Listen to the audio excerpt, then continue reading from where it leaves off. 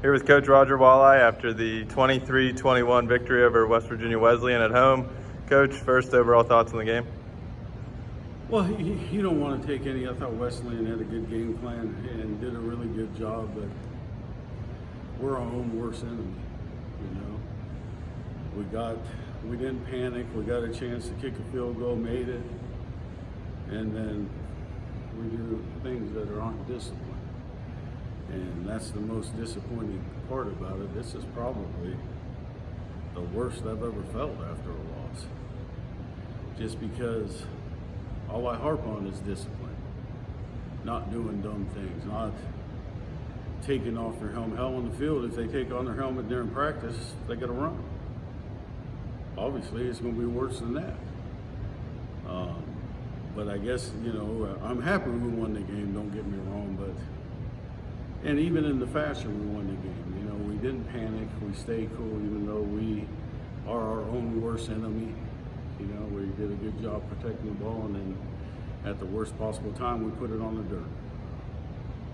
Then could you talk about that last field goal kick from Justin bouncing back from missing an extra point in the field goal earlier in the game? Well, again, it goes back to trust. He was watching the snaps. There was a bad snap on the first snap. It wasn't his fault, barely got it down. You know, he probably kicked the ball while it was still in the holder's hands. And then he missed the second field goal because he was watching the snap.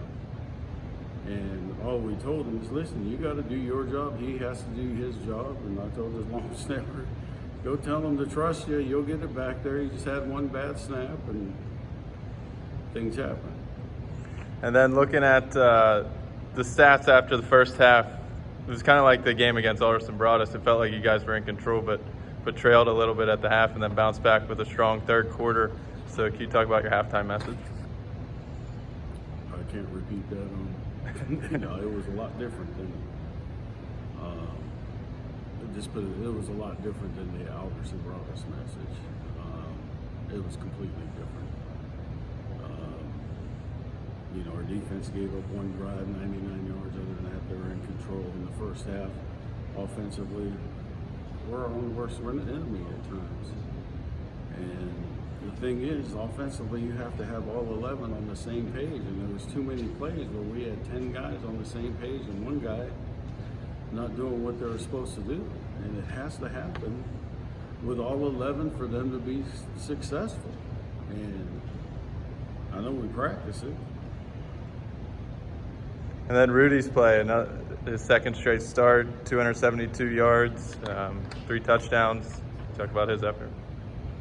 Yeah, and you know, when you can't muster, you're struggling to muster a run game, and you have a quarterback that can run the ball, that kind of makes up for some things. Because, listen, you can't be one-dimensional and win week in and week out. You're going to get away with it against some teams, but you know, we got to go back and look at what we're doing first of all, and then make sure we're putting the kids in the right position, because you got to be able to run the ball. And it can't be as simple as, all right, they got one extra guy in the box, well, let's just throw it. You got to be able to, okay, we're going to block 7 of them, but that one guy's going to be free. The running back needs to know who's free and get those other 7 blocks, and then you'll have success. Can't give up blocks on the point of attack, you know, and they had a pretty big nose guard that we couldn't move, to be honest with you. You know, that kind of, usually we struggle against smaller, faster guys, and the bigger guys that don't move as well, we have success. Today we didn't. I thought they controlled the line of scrimmage for the most part. There was a time in the third quarter where we imposed our will. Especially, you know, we came down, basically ran the ball that first series and got an easy one. But no, you know, overall, yeah, we hung in there, we stayed together, nobody panicked. But in the same sense, if we weren't our own worst enemies, things will be a lot easier. And then you talked about it in the first game, a win's a win and a loss is a loss. So what's it mean to win this type of game? Really good. Like I said, my biggest disappointment is things that we talk about and coach don't come to fruition, meaning, you know, the 2 unsportsmanlike for selfish reasons. One was taunting the other team, one was taking off the helmet. You can't do those things in college football, and we talk about it. And so you know, it's my job to rectify it, which they will be rectified. And now you're sitting 3-1, heading into a match with Glenville State next week. So looking ahead, what do you see? Well, Glenville's a really good football team. You know, they've been throwing the ball all over the place, and they've been having success running the ball. So that's going to be hard to defend.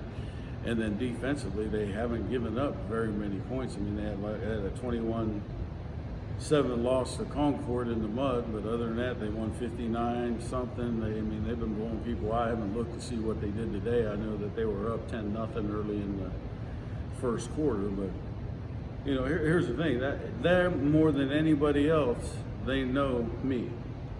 Meaning, Coach Keller worked for us, Coach Hill worked for us. So there's a lot of similarities right now. But when I watch them on film, they're not beating themselves. We're keeping other teams in the game because we're not playing good, disciplined football all the time. We're doing some things that let other people stay in the game, so to say. Because and I'm not a big stat guy, but we pretty much dominated most of that game, and then we do some undisciplined things. And like I said, if I didn't talk about it, I guess that's why it's frustrating to me, because that's one of the things that we try to coach, is discipline and not doing things that way. All right, well, thanks for joining us, Coach. Congrats on the win and good luck. All right, thank you.